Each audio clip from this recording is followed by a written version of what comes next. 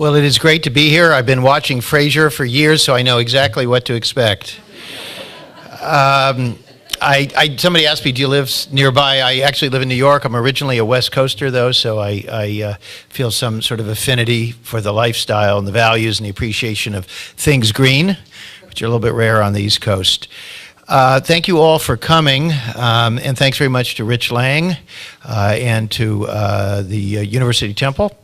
It is great to be here. I think we're all in, if I can say so immodestly, for a treat, because I don't actually know what I'm going to say, which means that I'm going to enjoy the surprises as we come along, as well as everybody else.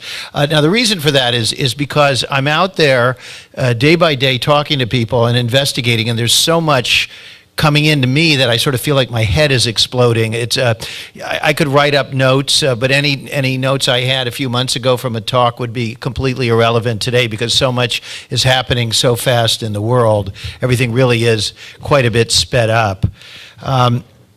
Usually when I give talks, I start and I tell a story of my fantastic voyage into the dark realm of politics. There was the adventure I had researching, and then writing Family of Secrets. We've got some copies in the back there. It really sort of blew my mind because I had been involved in politics as a young man and then worked in journalism for many, many years, and I thought I knew everything. I thought I knew how things worked, and I discovered that I really didn't. And so often what I do with these talks is I sort of share some of the things I discovered, but I have noticed that the crowd gets more and more depressed. And then by the end, somebody says, well, this is really riveting stuff, but what can we do about it? And at the beginning, when I started giving talks a few years ago based on Family of Secrets, I didn't know how to answer that because I wasn't really sure what we could do about it, but I've been thinking about it because I've been asked so many times, and I have now sort of figured out what we can do about it, and I'm going to go into that, I suppose, a little more at the end, but I'm going to start with the end of my previous talks and just tell you, here's what we do about it, and then you'll find out what it is a little bit later. What we do about it is we take an interest in the truth, and then we share that by persuading other people that they need to know these things, and then all of us together take action. What I mean by that is, if you take your own situation, you're at home and there's water pouring out from somewhere and it's filling the floor, and you're becoming concerned that there's something wrong and you're going to have a big problem. And I'm going to guess you don't say, yeah, you know, water, not an interesting issue to me. It's just too boring, you know, it's just, you know, it just doesn't, it's not the Kardashians, you know, I'm not gonna pay any attention to the water issue. What you do is you say, oh boy, I've got a water issue. I better study this immediately and figure out what's going on and what I can do about it, and then I better take action. And the truth is that when you know what's going on in almost any situation, you sort of, you know kind of what to do. If money is corrupting politics, you take the money out of it, you know. If climate change is leading us to extinction, then you take measures to change lifestyles and industrial output in order to address that. There actually are so many groups out there working to solve problems, and you know that. You're probably members of them. There are groups everywhere. There are thousands, tens, hundreds of thousands of fantastic organizations working on every possible thing, and there are a lot of people with good ideas regarding what to do about them. So it occurred to me, as I said, over the years of being asked that question, what can we do about it? I realized the solutions are already there. The problem is that there's no action. And the reason there's no action is because most people are immobilized because they don't fully grasp the importance. They don't fully grasp that there are solutions. And I think they don't really understand how things work. And so what I'm interested in talking about is how things work. I became interested in it back in 2002, 2003. I was living in the Balkans, training journalists there in investigative reporting, and we were getting the first rumblings about a possible war in Iraq. It seemed very clear to me that they just wanted to go to war, and I wrote pieces saying that. And then the war happened, and living there, I noticed that the coverage of the war, I was able to get a lot more now you can get channels here, I guess, from everywhere, but back then you couldn't. But I was able to watch channels from all over the world, and I was struck by the difference, not just from Fox to these channels, but from CNN to these channels. And I said, my God, they're getting completely different stuff. And it just occurred to me that my own profession wasn't doing a very good job, or even a very honest job, of dealing with what was going on. And so the next thing that happened was everybody said, oh, well, George Bush either lied or somehow put out false information to cause a war. And there were no weapons of mass destruction. I'm sure you all remember that. And then I thought, well, he must be done for, because how could you possibly survive that? Well, by late 2003, early 2004, there he was running for re-election with good poll numbers.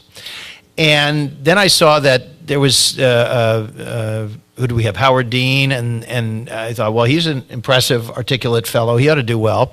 And then it turned out it was going to be John Kerry, and I said, well, then it's pretty much all over, because here's Bush, where we've heard that he skipped out on his own military service, and here's John Kerry, this bemedaled war hero. And, you know, the war hero is, at the time, was, you know, more or less anti-war, and the guy who'd skipped out was pro-war. And I said, that's an easy one.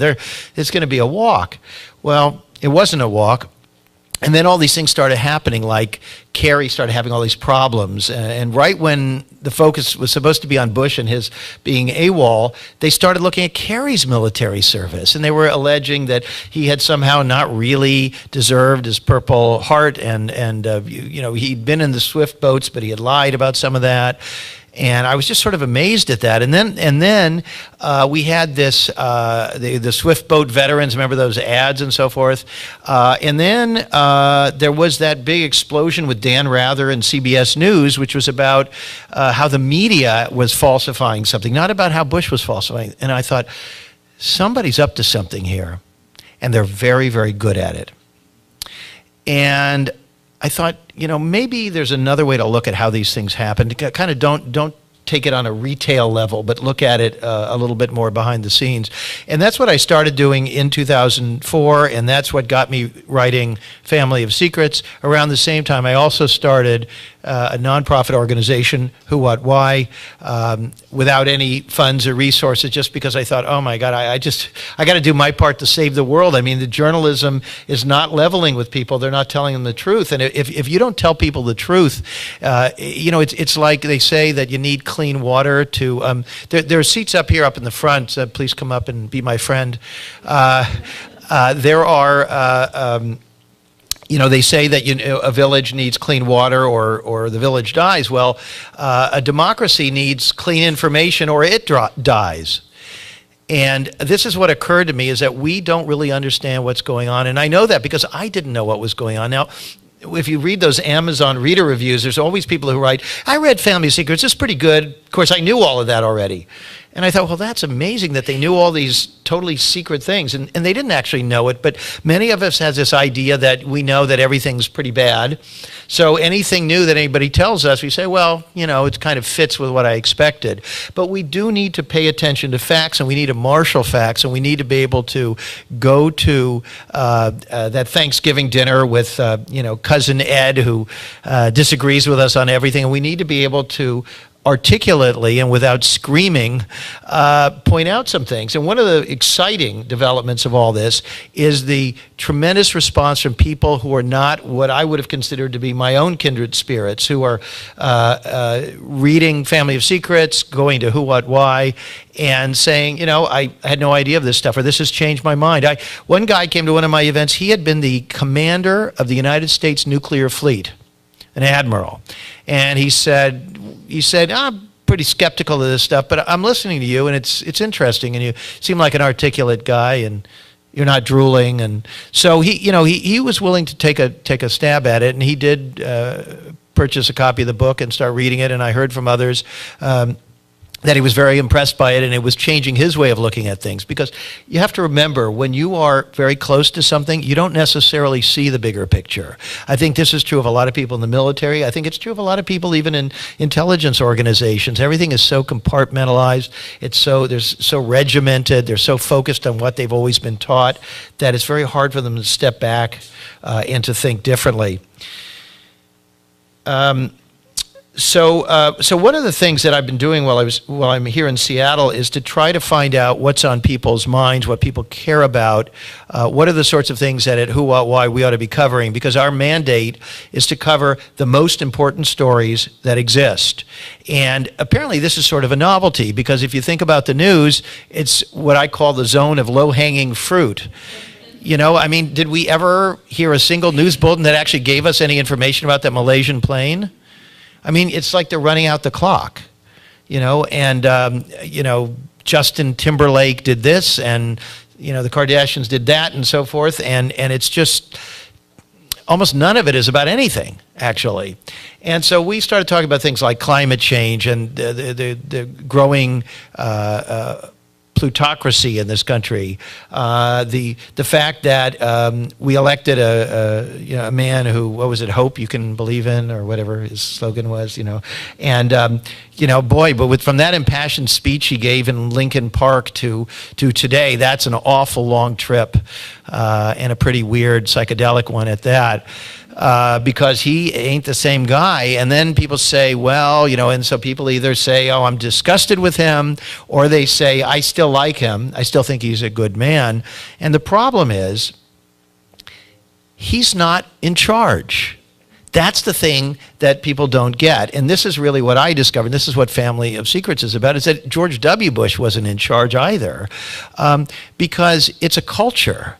And there are thousands and thousands of people who are part of this particular culture, just like there are thousands of whatever culture you feel that you belong to, who are in another culture. And they work for police departments, and they work for corporations and that are involved with the military-industrial complex and so forth. And they have a very different view of the world, very different value system, very different appreciation of democracy, what it can be and what it should be. You know, their older relatives we just thought, you know, Francisco Franco was terrific, and you know, that Hitler had a few things to teach us, and so on. And so there's so much propaganda about how democratic America is. Have you noticed that? There's more flag waving. There's more. I was on a radio show a few days ago, and it was a liberal show, nationally syndicated, but the usual host wasn't there, and they had this guest host, and she announced her liberal bona fides, and then she proceeded to talk about the Boston Marathon bombing, which I'd like to talk about a little bit, which we've been covering extensively on Who, What, Why. And she said, and you know, they invited me on to talk about the Boston Marathon bombing. I assumed they had read my stuff. Well, I guess she hadn't, because she said, don't know about you, but I am wearing my Boston Strong t-shirt.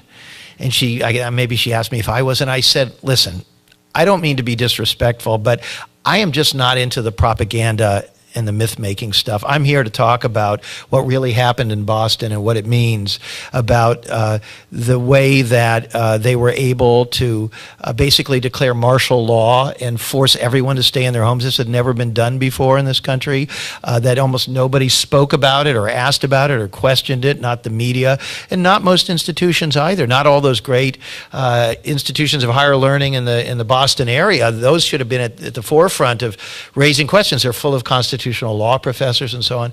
Nobody really said anything. And then almost immediately we heard that they'd solved this.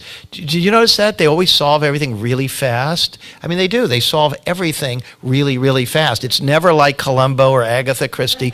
They get it in a second. And so I was thinking, boy, that FBI is really good. I mean, they're so good. And then I thought, you know, when I was working on Family of Secrets and I discovered that George H.W. Bush couldn't remember where he was on the day that John F. Kennedy, when John F. Kennedy was shot, we could talk about that later if you want, or you could just read the chapters in the book about him and the Kennedy assassination.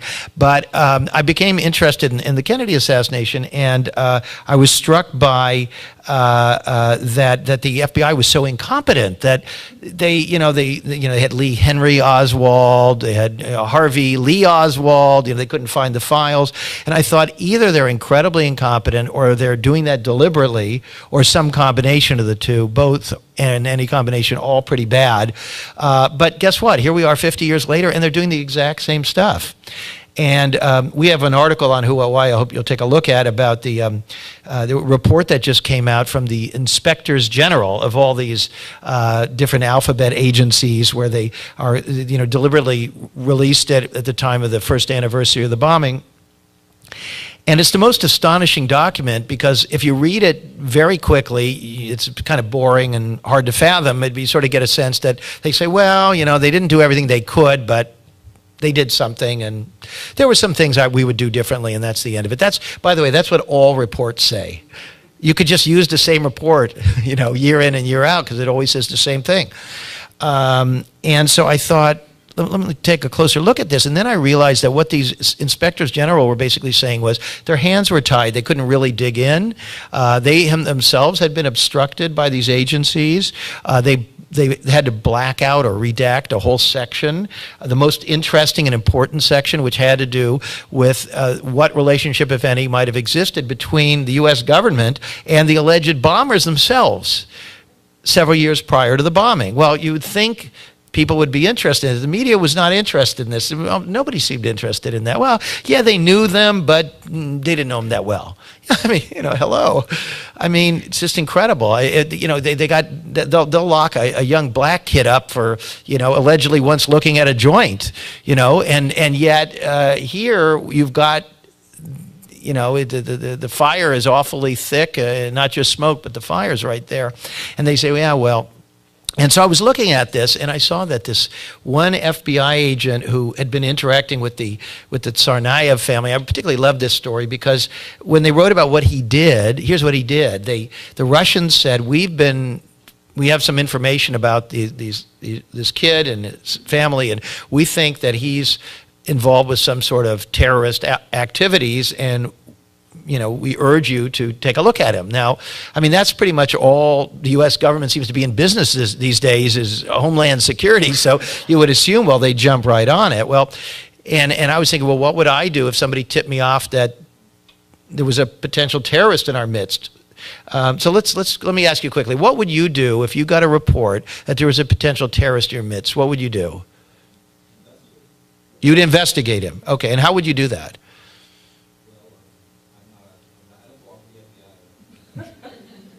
By the way, there's probably one of you who does, but that's okay. Because they always like to come to these things for enlightenment purposes. Sorry? Okay. See, now, look how intelligent this man is. So he's already qualified to be the director of the FBI because none of them thought of that. So what they did instead, they didn't put him under surveillance. You know what they went? They went to talk to him, and they said, are you a terrorist? I kid you not, you have to read this, And then they went to their neighbors and they said, is your neighbor a terrorist? And they were like, no, I don't think so. Girlfriend? No, not that I know of. Okay, clean bill of health. I swear, this is what happened. And then I think the Russians indicated that, he was going to maybe go to Russia or Chechnya and so forth. And he goes. And when he goes, there are normal flags that are supposed to be raised, and I know because they harassed me at the airport, and so they did nothing to him. And when he was coming back through, somehow the border people who were monitoring, who knew a little bit about him, the flag was taken down. In other words, he was supposed to sail through. And this is very, very important because 9/11 was almost the exact same thing. All those guys were given those visas and stuff, and Michael Springman, the U.S. consul, was objecting over the years to all of these guys who were, and he was saying, I don't, they're lying and they want visas, and I can tell that this is not kosher, a funny term to use in Saudi Arabia, but anyway, and the higher ups just ordered him to admit all these people. And that's how we got them all, in the U.S. training to fly planes. And so it's a very similar thing, again, that they let these guys in. Now you say, well, what could possibly be going on here? And it seems to me, after years of studying this stuff, that really here's how it works. How does the FBI have such an incredible track record? How is it that they're always able to nail somebody? Anybody want to take a guess? They set them up. Okay. Something like that. Basically what you do, they remember the motto, the FBI always gets its man. And then it occurred to me, they always get their man because it's their man. They know these guys, they're in cahoots with them. They're going out for beers with them. And so it's a great system, but it's a kind of corruption. And it's just like, you go to have you take your car to the mechanic and it's a racket, right? And they flip something, they tell you, oh, you need this and you need that and so on, and it's often not true. Well, it's not just car mechanics, and there are many honest car mechanics, and perhaps higher percentage of car mechanics than people in one of these agencies, But it's easy to kind of dump on them, because they don't have the same kind of lobbying power. But if you look at the FBI, they do this stuff all the time, and they get away with it all the time. And to get a sense of why that is, you have to take a look at, let's say, Dianne Feinstein recently complaining that the CIA was going into the senators' computers. Other people telling either publicly or privately that they've been threatened. I remember one U.S. senator once said to me, Russ, what do you think is the biggest industry in Washington? And I said, well, is it government and then maybe lobbying? And he said, maybe, but I would say the most powerful industry in Washington is sexual blackmail. Because we live in this kind of fantasy of perfection, that everybody is, happy with the 10 kids they have, and that their marriage is fantastic, and they go to church regularly and so forth. And so there's nobody who's, a kind of a flawed human being as in terms of the way that they have to sort of campaign and present themselves.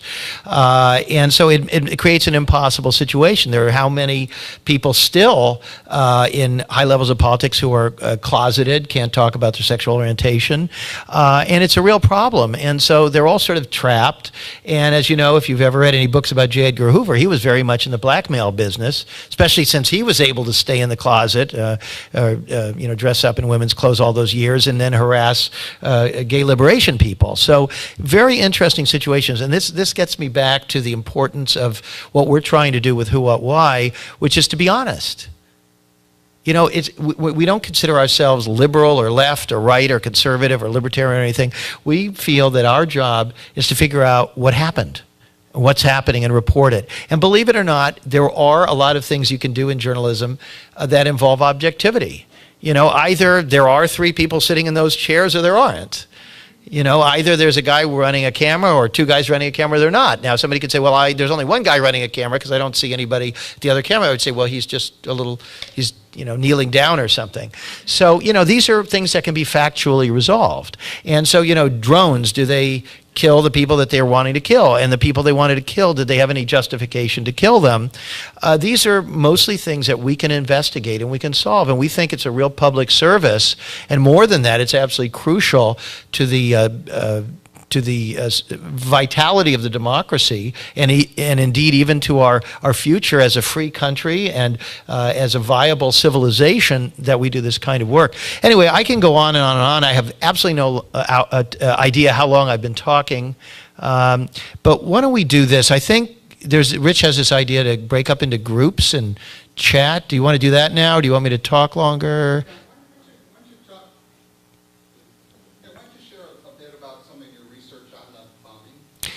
Sure. Okay. Is that story interesting to you? Because I can talk about almost anything. I mean, that's just a very hot one. The reason I like that, it's what I would call deep politics in real time.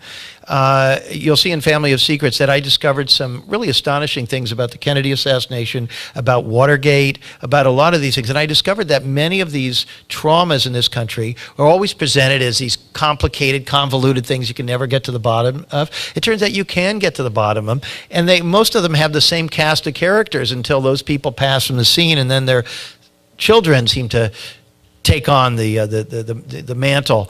And so this is what you call deep politics, which is the idea that there's politics and then there's deep politics. And what I mean is there's this sort of superficial stuff, Sarah Palin is annoying, or Dick Cheney is evil or something like that. But that's the kind of, I call that the cartoon version of of history.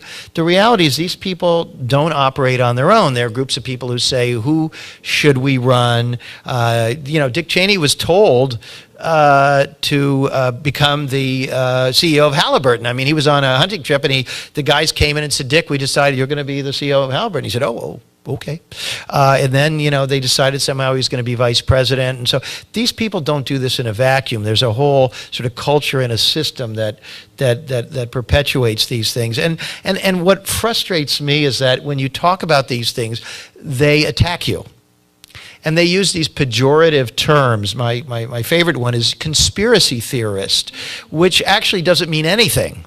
It just means you don't accept a conventional version. Now, of course, there are people who, as they call, I was recently in England, they call them the nutters, which are people who just always assume some convoluted scenario and that nothing is ever as it appears, which is not right either, or some just incredibly fantastic thing that you could never figure out how that would possibly be done.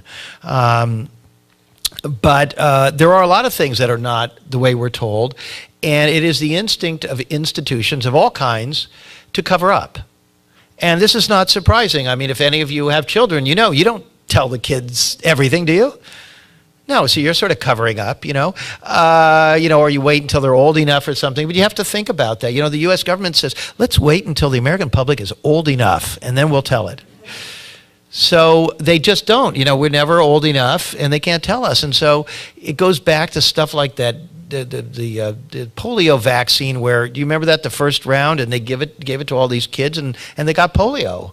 I'm trying to remember, wasn't Salk, but one of these doctors in New Orleans wanted to show how safe it was, and he gave it to his kids, and they got polio, and so they were all horrified, and they had to cover this up because it would just destroy them, the faith in the system, and so on. And so this is always going on, and that's the importance of doing the journalism. Anyway, Boston bombing, real-time deep politics, because that first week, the second I heard that this thing happened, I went, oh boy, because I don't know what it is. Maybe it's so many years of looking at those color-coded alerts, and then they don't turn into anything, and the timing of them always around elections and things like that. And I thought, these people are taking advantage of us, and they're using, they're tightening the screws at key moments, and why wouldn't they do that? That's a very valuable control mechanism. And so looking at the Boston bombing, somehow, because I had been thinking that ever since 9/11, there really were zero, as far as I know, real terrorist attacks on U.S. soil. Now, you have to think about, they all tell us we have to be afraid of Muslims, but like, how many Muslims live in this country who didn't commit a terrorist act?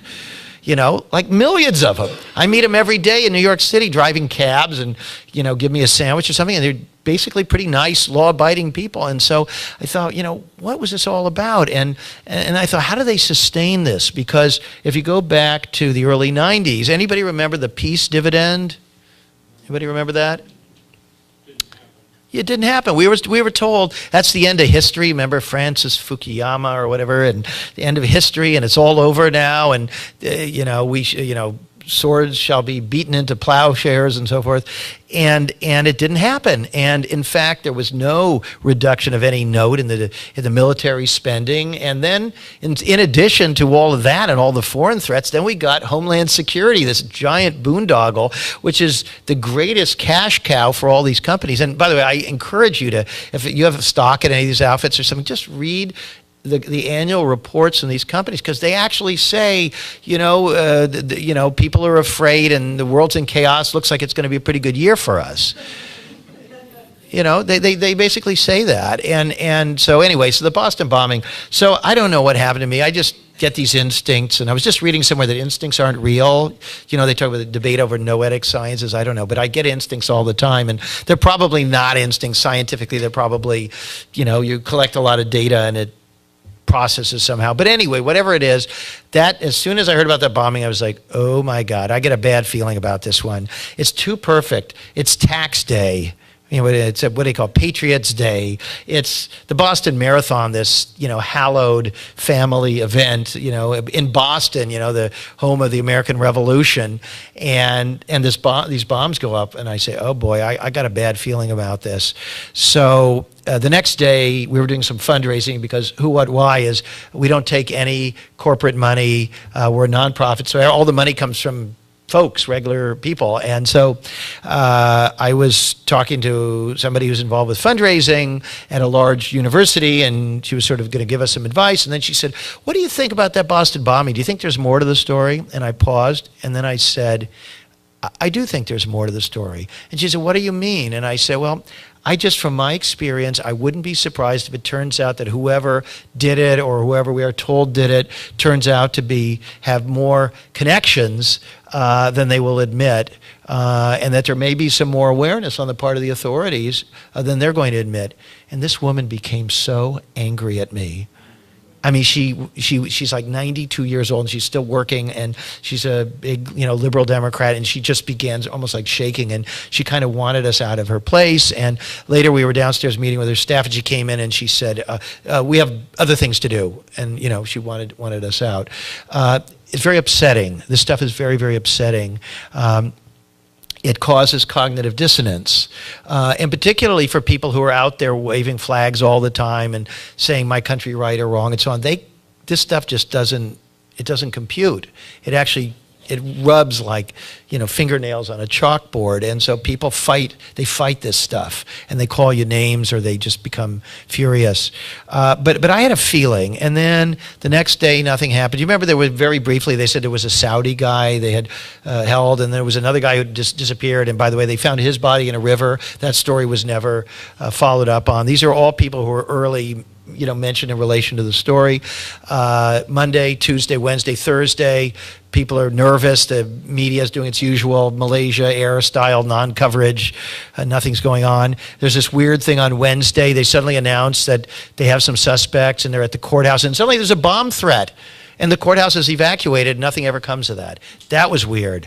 Thursday, nothing's happening. And suddenly, 5 o'clock, whoop, there they are. Do you remember that? It just, if you had your TV on, suddenly, just out of nowhere, they go live to this press conference. And there's the head of the FBI office there. And suddenly, they got these images up there. Very incriminating images. People at a sporting event wearing hats and backpacks. Wow. But I sort of looked at that, and then I noticed that everybody else had hats and backpacks. I wasn't sure what it was about these guys, and they said, these are suspects. And I thought, well, why are they suspects? That's interesting. And they said, we don't know who they are. If anybody has any information, please come forward. That was 5 o'clock on Thursday. Later in the evening, we heard suddenly that a police officer had been shot. And I was like, oh my God, that's like the Kennedy assassination. Remember, they didn't know who had shot the president. Suddenly a police officer is shot, and then they identify, supposedly Oswald dropped his wallet. I mean, shot the guy and left his wallet and his business cards so everybody could get in touch with him, And, this was sort of similar and kind of weird. Oh, and then a little later, carjacking. And then this guy escapes from the car, and the first thing he does is he says, this guy carjacked me. But it wasn't enough that he had a gun. I don't know about you, but if a guy has a gun and he carjacks me, I'm pretty much going to do whatever he wants. But apparently that wasn't enough, so the man had to say to him, do you know who I am? And he said, you're a guy with a gun. He said, no. I'm the Boston Marathon bomber.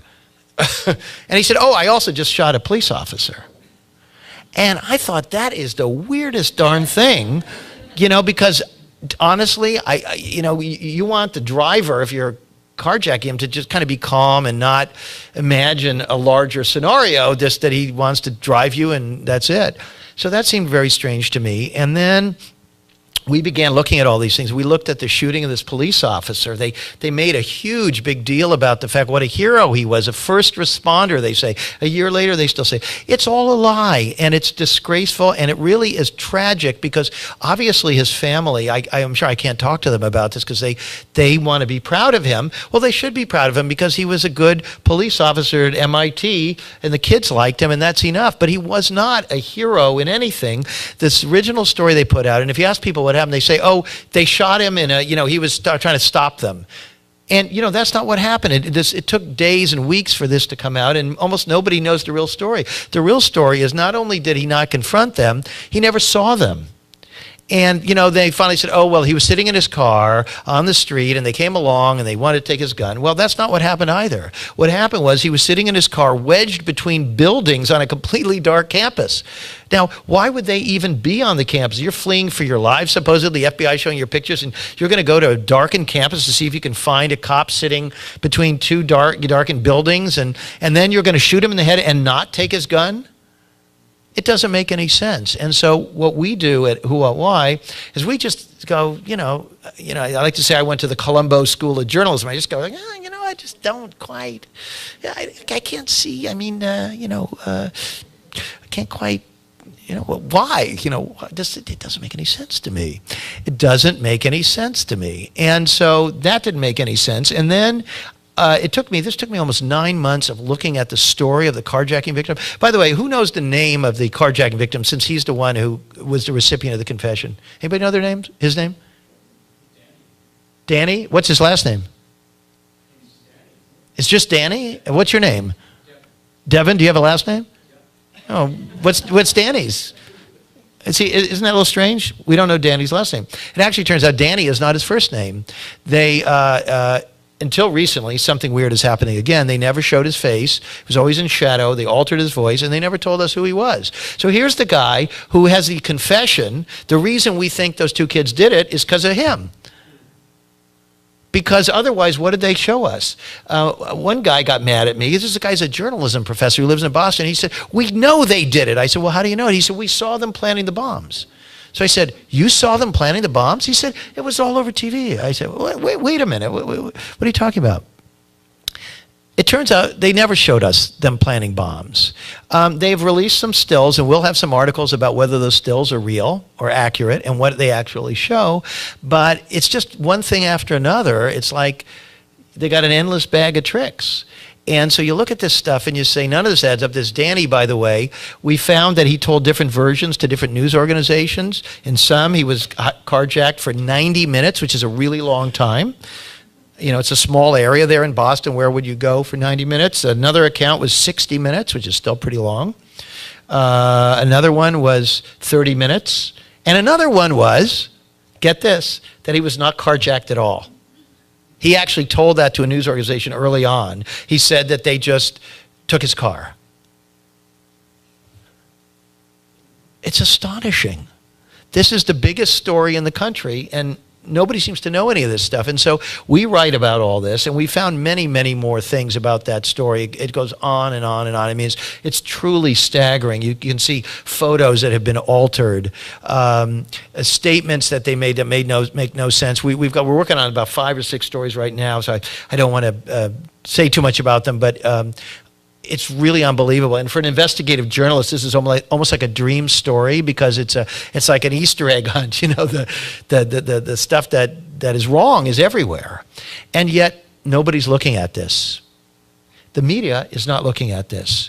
And you could say, well, you know, I could ask you who you like. Public radio, not looking at this. Liberal weekly and biweekly magazines, not looking at this. Websites that are progressive, blogs with a lot of traffic, not writing a word about any of this. There's a complete silence. And for anybody who lived in Weimar, Germany, or lived in Chile or Argentina or something, this is a very terrifying time, folks, because nobody's doing anything and nobody's saying anything. There is a conspiracy of silence.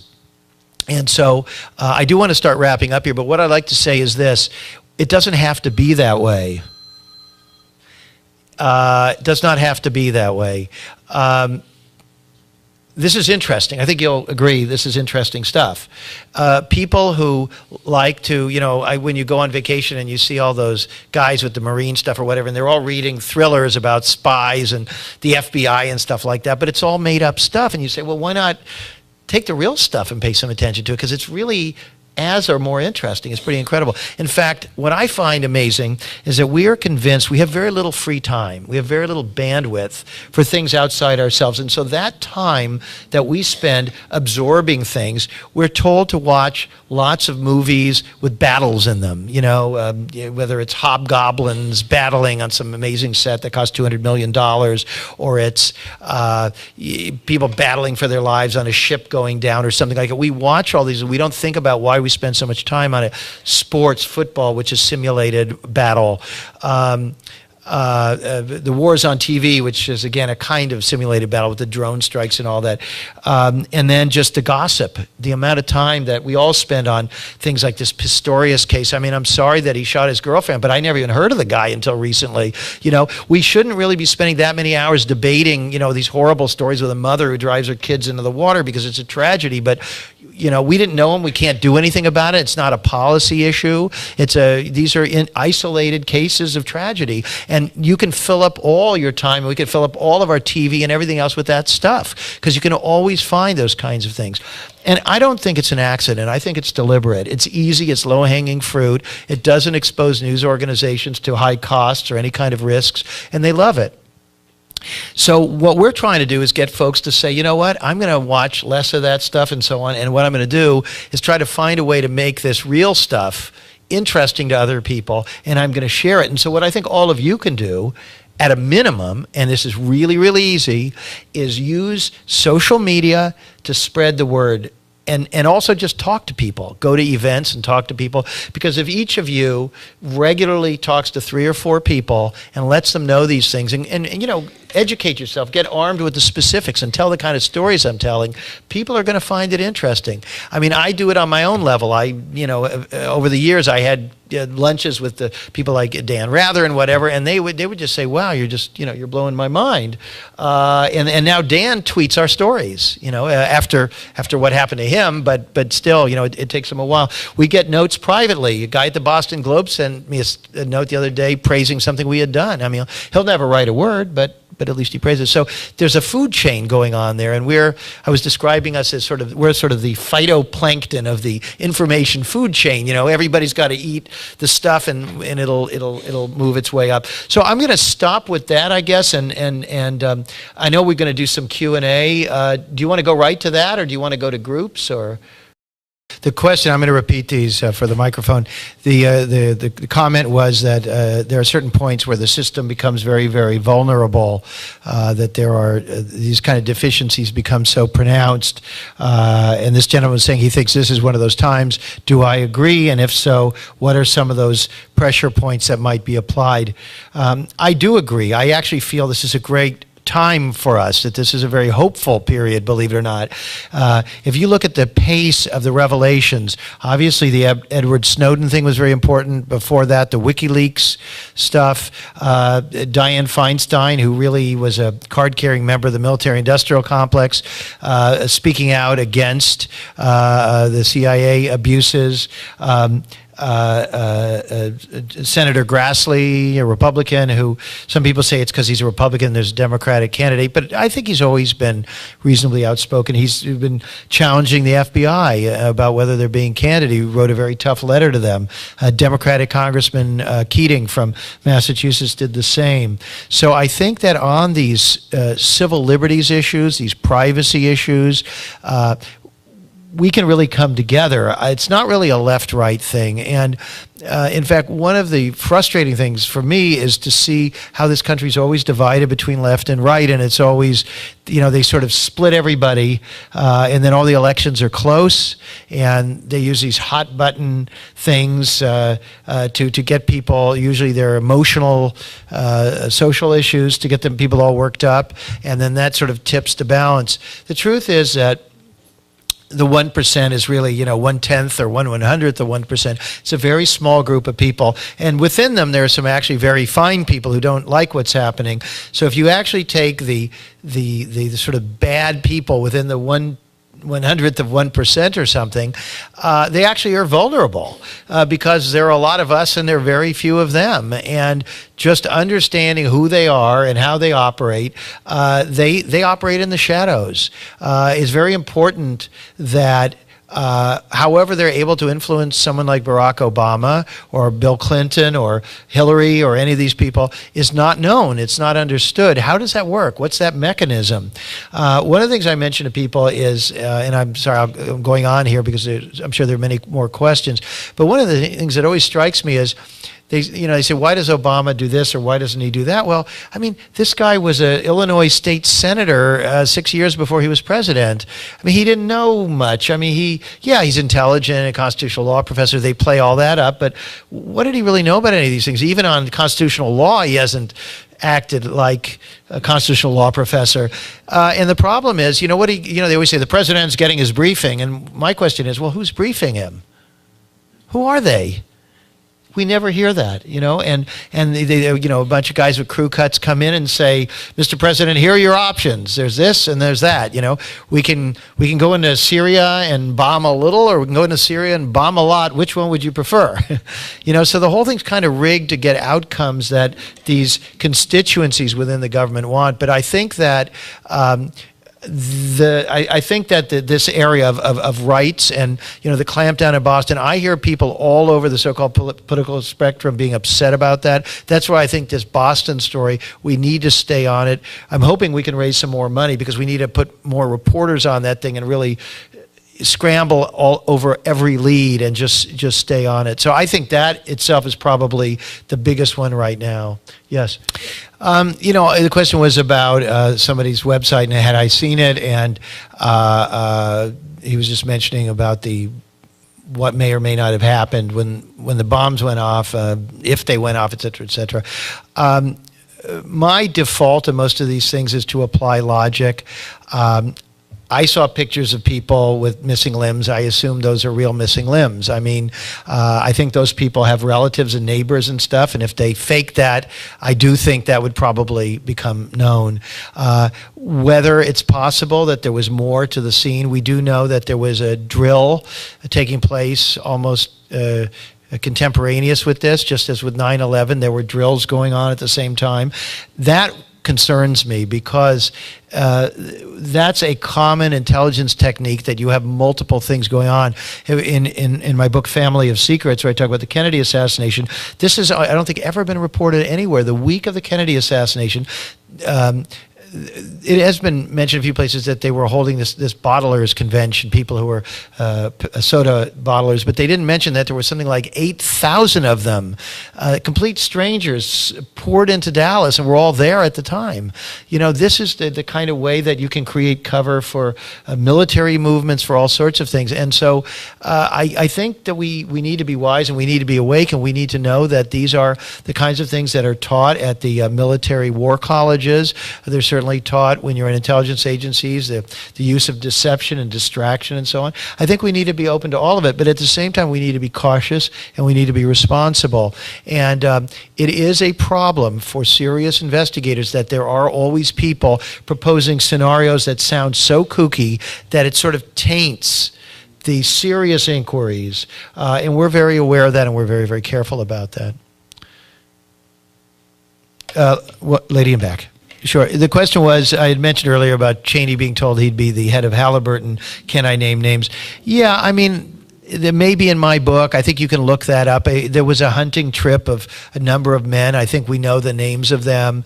And it's that circle around, sort of the Bush family. A lot of those companies like Brown and Root, and later became Kellogg Brown and Root, and Dresser Industries was controlled by a group of people that the Bush family was involved with back to the 1920s. These are these different companies providing different kinds of oil services and so on. And they have all these interlocking boards of people who are on this and on that and so on, and they all know each other. And, I mean, that's pretty much how things happen everywhere. I mean, how did somebody become the new head of Microsoft? I mean, they don't decide they're going to be the head of it. Somebody else decides that. So I think that's just the way things work. Sir, back there. Yeah, you. Yeah, the question is, numbers show that a large majority of Americans believe that John F. Kennedy was not killed by one person, that there was a larger operation there. And how, what does that mean that people believe that stuff? people are very comfortable living with internal inconsistencies. And they're perfectly happy to say, oh, yeah, we know, yeah, probably it was the mob. Or, see, the thing is, there are many variations on the conspiracy. It was the mob. It was some disgruntled element. It was a conspiracy, but it was the Russians who were the conspirators. It was the Cubans, or it was anti-Castro Cubans. There are many, many variations. If you, to actually do a proper a poll, you would have to actually, you would find that the public would break down into lots of different groups with different theories. If you talk about what percentage actually agrees with the dominant theory of the skilled researchers, the sort of people who've spent decades studying this, there is a general consensus that what happened to John F. Kennedy was some kind of a coup d'etat. That it was very similar to coup d'etats that the United States has been involved in Guatemala and Iran and the Congo and so many different places. Do you need some water? Are you okay? All right.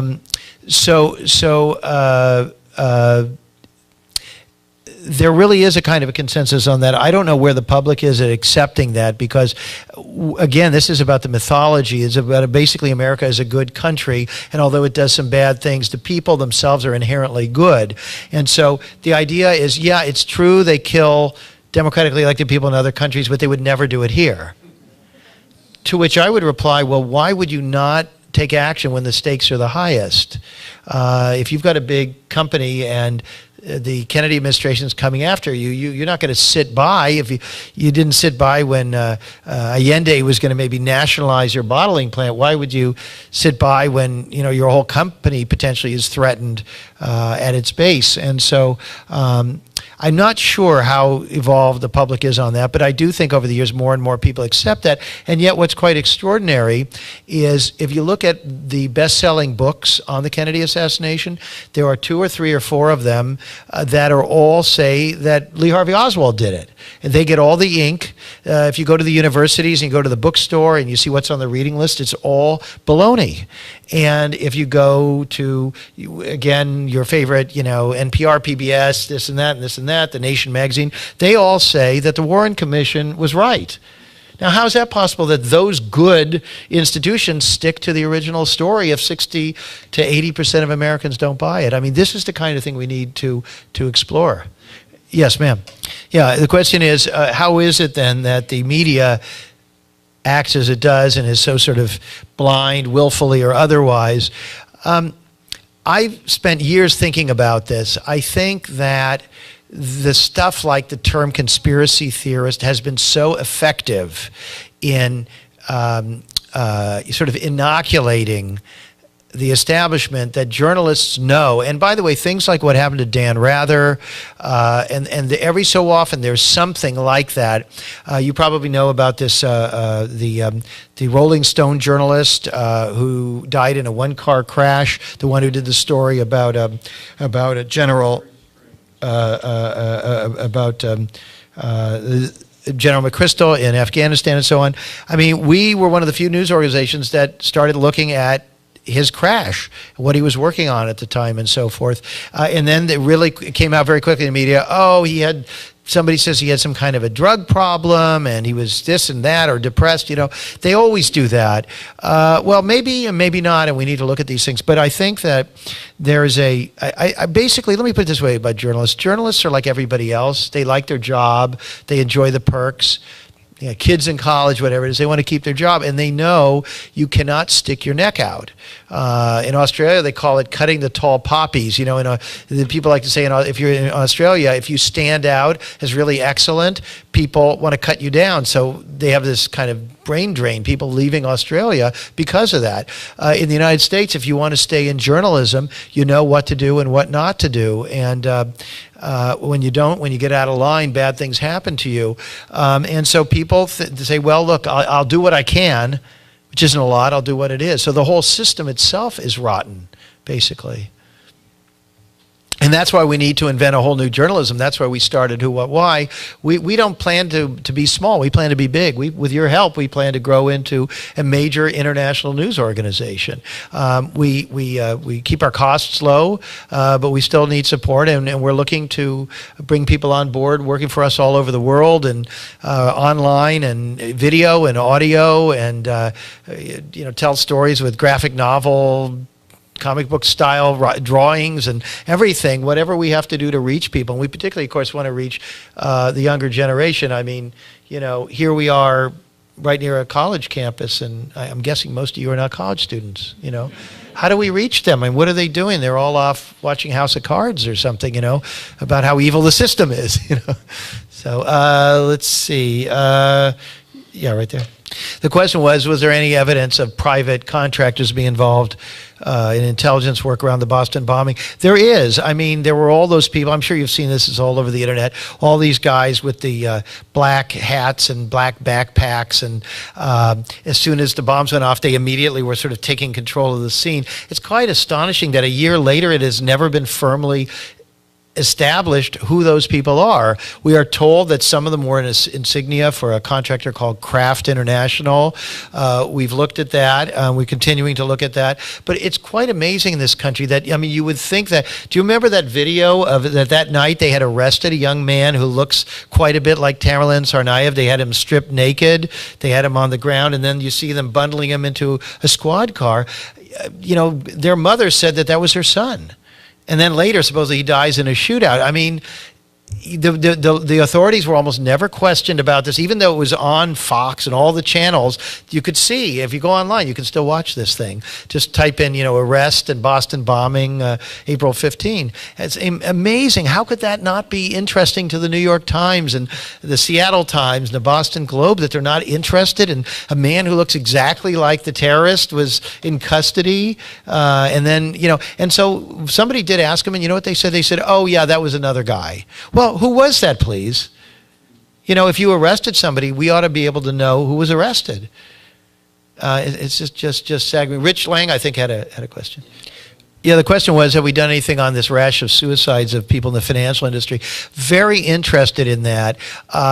Our problem is we're small, and we're already way overextended. We get, I cannot tell you how many things every day with people saying, you really need to look into this thing, or I'm being harassed, or whatever it is, and we don't have the capacity. So we're trying to I don't want to talk about money, the filthy lucre, but we need more money so we can hire more people and get on these things. That story is very high on my list, because those are people at all these big banks who supposedly were aware of and were privy to, billion-dollar scams affecting all of us. So obviously, if all these people suddenly, go ill or jump out of windows, we ought to take a look at that. Again, the media is completely AWOL, not doing anything. It's just bloggers who bring that stuff to our attention.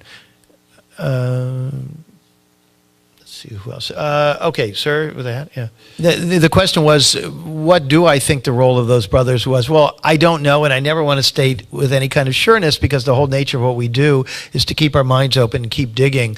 But the very fact that the FBI was so involved with him, the fact that, this letter that Grassley sent, which is in one of our articles, you have to read this, it's quite amazing. He sent a letter to Comey, the head of the FBI, asking all these questions, including, did you know who these guys were before, when you said you didn't know who they were? What was the extent of your involvement with them? And he actually says, I think you ought to know, there's a statistic which the New York Times published, that out of 22 potential plots, like where supposedly somebody was thinking of doing something or something was discussed, 22 potential terrorist plots in the United States, 14 of them involved FBI informants. In other words, that's a majority of them, at least, were people who were encouraged to go and stir something up. And so we'll have more on our site about this. Just the other day, there's a report, all these Muslims said they were told they were going on the no-fly list unless they became informants. The FBI, throughout its history, has had thousands of these people, thousands. In Family of Secrets, I reveal an FBI program I don't think was ever known before, working with the American Legion, where the American Legion offered, I think American Legion has maybe it had like 1 million members or something, and they were going to all spy on their co-workers and stuff to see if anybody was a pinko. And they originally, it was offered to the Roosevelt administration, and they said, absolutely not. You can't do that. Absolutely not. And then, as far as my research shows, Hoover went ahead and just privatized it and did it. And they did it for 30 or 40 years, collecting information on their neighbors and everybody and giving it to the FBI. So I think that we need to take a hard look at what these agencies really are, if they actually work for us or not. Somebody here was pointing out to me during the break that a very politicized outfit from the beginning. I mean, what they did about black people and gays and Native Americans and every other group you could think of. I mean, it's always been a kind of a shock troops of reaction, very responsive to the interests and needs of corporations. And, I, for one, who covered the fall of Ceausescu and fall of the Berlin Wall and all these other places, I can tell you that, I mean, these kind of state police are of a type. And I don't think everybody's bad in any of those outfits. They get in there as a careerist thing, or they're young and idealistic, or maybe they're in there trying to do the right thing. But then I don't mean, if any of you are in the FBI, I don't mean that you're necessarily bad. But it is a problem that they're spying on the rest of us and intimidating people. And remember the guy down in Florida? He was a friend of Tamerlan Tsarnaev, and they were interrogating him, and then they shot him dead. He was unarmed. Any way you look at that, you have to ask, would he really attack an armed FBI agent? Did he? I mean, it turns out the guy had just had knee surgery. They made it out that he was this, martial arts guy. Well, maybe so, but it was a martial arts guy with knee surgery, And he told his friend he was afraid something bad was going to happen to him that night. And we'll have more on that on the website. In the back there. Right, so the question is, the gentleman is pointing out that in some ways we need less privacy about certain interests, particularly those that are driving things behind the scenes. I totally agree. In fact, if you think about the paradox, all the wrong people are being spied on. We're not doing anything, and they got cameras everywhere, and they're watching what we're doing on the internet, and they use this stuff. You know what's about that? They use stuff like child pornography. They always find something because they've done all their tests, and they know that people will be upset when they when they wanted to get rid of Gaddafi. And you can read on Who What Why. One of our fans, Bill Moyers, was asked. He was asked, what he likes to read anymore, and he mentioned two publications, and one was Who What Why, and he said it was really where he went to find out what was really happening in Libya. And I have to say, your favorite alternative TV show, I'm sure you know what I mean. It's a show that's on every night, and a liberal left show. They almost all their guests were in favor of bombing Libya and bombing Syria and all this because the government, Obama's a Democrat, his base is liberal, so they had to convince everybody that this was good intervention, not bad intervention, and they did it. They pulled it off. And the thing with Gaddafi, the thing with Assad, it's the same thing. They had no problem with these people before. Those people hadn't changed at all, but the plan changed. And if you don't believe it, go to Who What Why and type in the search box General Wesley Clark and watch Wesley Clark. One is a speech he gave to an organization in San Francisco, and the other is a private interview he gave to one of our people on camera. And he says that right after 9/11, he was at the Pentagon and he was shown a memo that listed 7 countries that the U.S. planned to invade using 9/11 as an excuse. They've been talking about this stuff, the Project for a New American Century. This goes all the way back to 92. Wolfowitz and Pearl and Cheney and Rumsfeld under George H.W. Bush, they decided as soon as the Soviet Union started collapsing, they said, we can be the world's only superpower. And the key thing is we need to be able to go in anywhere we want to go in without anybody asking any questions. But they realized the American people would never go for that, and the rest of the world would never go. So they need to invent these excuses. Now, with Gaddafi, they knew that women are generally anti-war, so they made up stories about rape.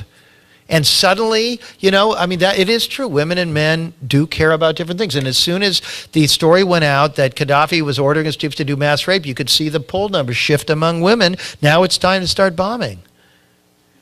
And this is how cynical this stuff is, that it's all studied and it's all planned, and it works. It really, really, really works. Yeah.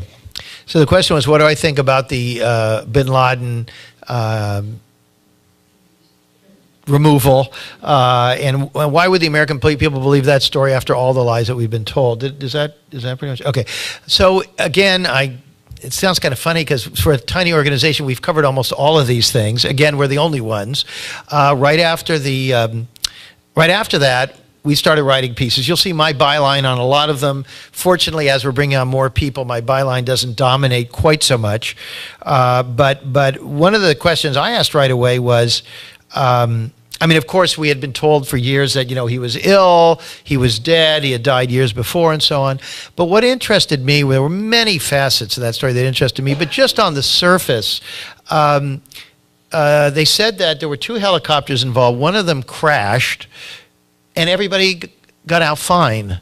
I don't know, any of you were in the military, you probably know, when a helicopter crashes into a wall, I mean, everybody isn't fine. I mean, it's just, those are somewhat delicate crafts. I mean, any plane crashes into a wall, I mean, everybody isn't fine. So, they said everybody walked away from that. And I remember reading in an Indian newspaper, I think it was, they interviewed the next door neighbor who had been on his roof at the time, and he said that plane crashed and they all died. Now, what is it? And of course, if they crashed and they all died, what would have happened? I mean, Obama wouldn't have been reelected because Fox News would have been all over him forever. That's unacceptable. Look what happened to Jimmy Carter with the failed hostage thing, which there are questions about whether that was sabotaged. But do you remember about a month later, this was this SEAL Team 6, and then about a month later, another group of SEALs, SEAL Team 6, about the same number, died in an unrelated thing. Their plane was shot down. Now, we never saw the names. I mean, could it be that the people who died in the original thing, that they made up the story later to cover up the fact that the whole thing had been a disaster? I don't know. But a good journalist ought to be looking into this stuff. Now, another thing that's strange is their rush to throw the body into the sea. I mean, that's just not standard operating procedure. I'll tell you something else. It's also not standard operating procedure. So when all your country does is chase and obsess about terrorists, to just kill the guy who has all the information instead of interrogating him. And they claimed, listen to this, they left it up to the SEALs to decide what to do with him. Now, do you believe that the Pentagon, the CIA, the president would say, yeah, you know what, take him out for an ice cream sundae, whatever you think is, I mean, it's astonishing. And the failure of these major news organizations, and again, your favorite alternative show, none of them asking a single question about any of this.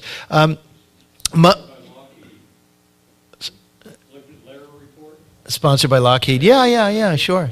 Yeah. So just not to go on too much about this point, although this is one of my favorite ones, actually, because it's so ludicrous.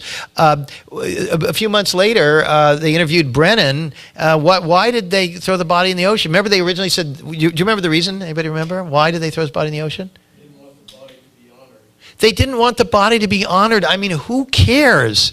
Well, first of all, what were they expecting? That stadiums were going to be filled? I mean, it's just insane. It doesn't, they don't care about that with anybody else. I mean, it's just absurd. Plus, you could have buried it in an unmarked grave somewhere. Nobody would have known. So that doesn't make any sense. And then they say, later they changed it. Oh, well, why did they throw it in the ocean? They changed it. See, they always change the story, and the media doesn't notice this stuff. But that's the story. They said, Brennan said, Brennan used to be the head of the CIA station in Saudi Arabia, where Osama bin Laden's family is to this day extremely influential. So he says, oh, yeah, we asked the Saudis what we should do with the body, and they said throw it in the sea. Oh, we just asked the Saudis, and that's what we do? I mean, it's insanity. There are dozens and dozens of things about this story that don't add up. Anything is possible. I mean, he could have already been dead. They could have faked this thing.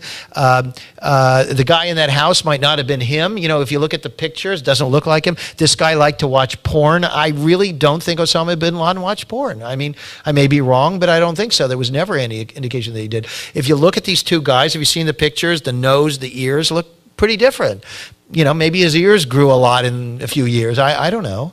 I mean, my point is, these guys lie to us all the time. You know, it's like, you remember Charlie Brown and Peanuts, and Lucy says, I'm going to hold the ball and you come running up and kick it. And then he says, I'm not doing that, because last time I did, I go flying and I fall and I kill myself. And she goes, yeah, well, I'm not doing that anymore. I go, come on.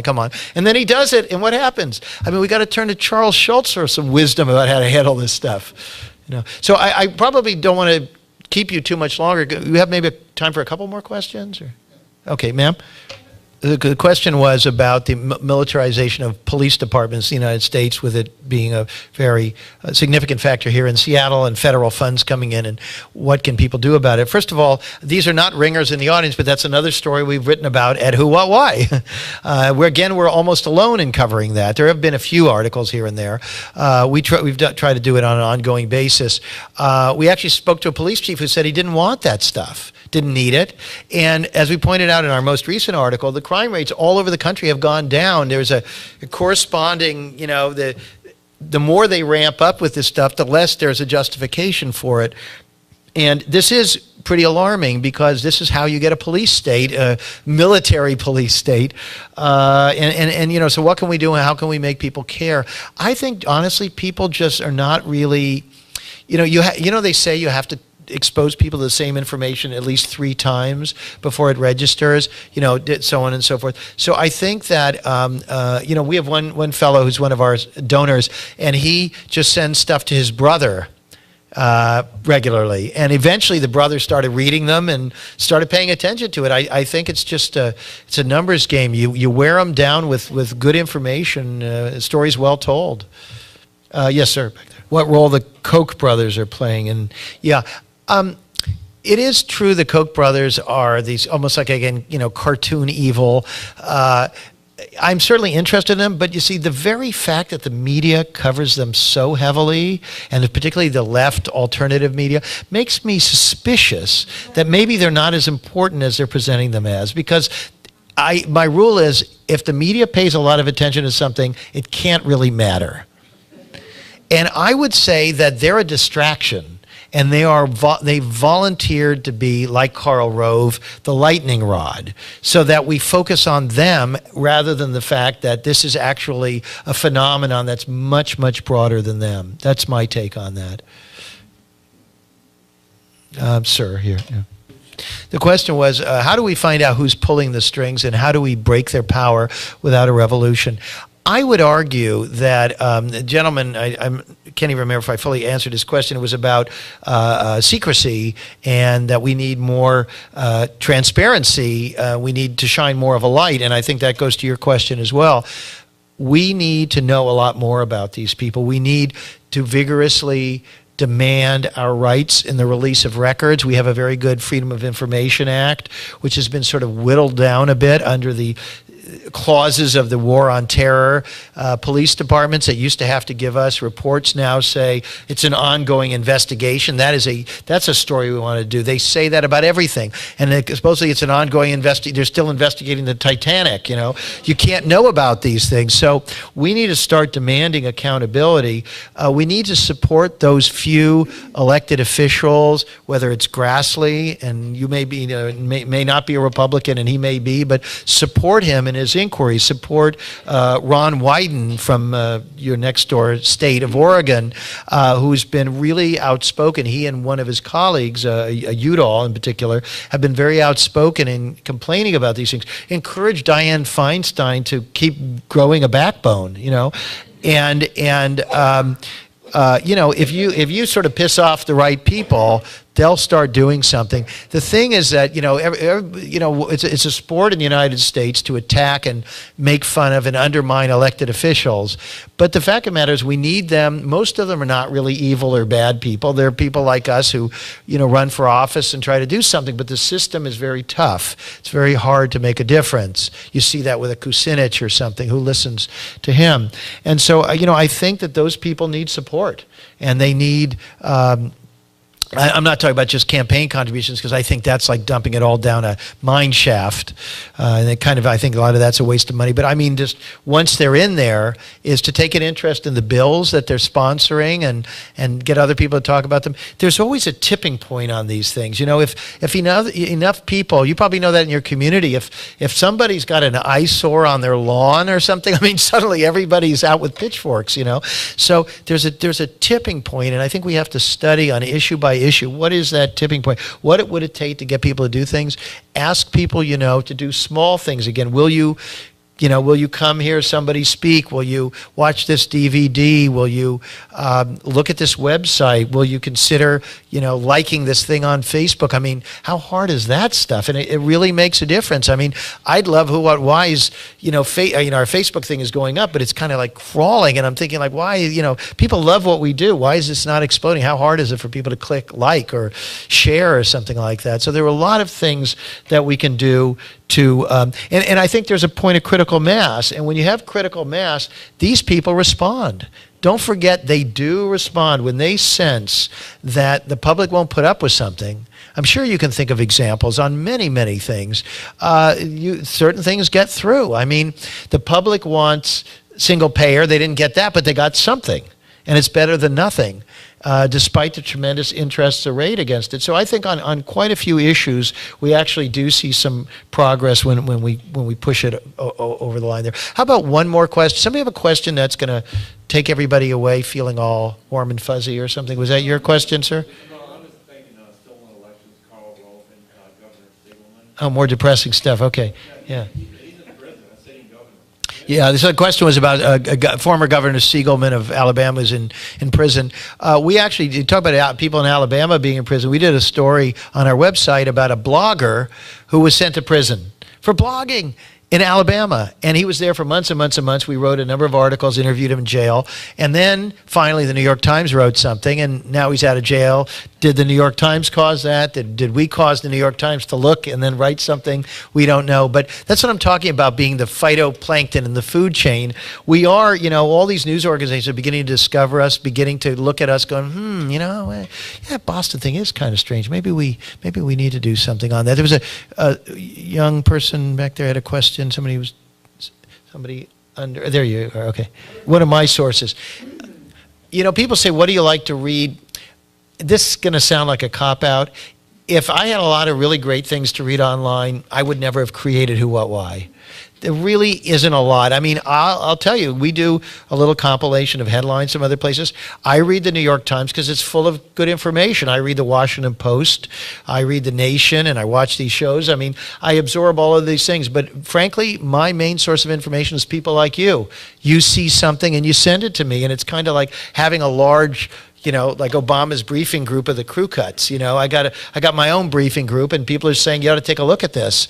And I like that. You know, it's kind of like the stuff gets sort of previewed a little bit. And we hear and we see things that we might not otherwise see. People send us stuff from a newspaper in Pakistan or whatever. You have to have your net cast widely. If you get everything you do from some, you know, glossy magazine put out of New York, or you watch one network and you think you're getting the truth, you're really getting a skewed perspective. And by the way, it's very interesting that centers like New York and Washington, the people are the worst informed. Do you know this? We've discovered that a lot of our best informed people are people like you out in America. A lot of them don't even have much of a formal education. They're truck drivers and they're farmers or whatever, and they're self-taught. They read books. They go home at night and they're not all watching, you know, The Tonight Show or something. They're curious and they're reading books. Like this gentleman mentioned a book, you know, there are lots of these different books and blogs, and they're reading this stuff and they're thinking for themselves. And we make a mistake when we look up to these gatekeepers. And people say, well, oh, you should be on Jon Stewart. You know, but I mean, he works for a large corporation that's making money off of that stuff. And, you know, his guests are like Bushes and Cheneys and they yuck it up. You know, it's a great show. I told somebody the other day I was at the Daily Show. They said, finally. I said, yeah, well, I was in the audience.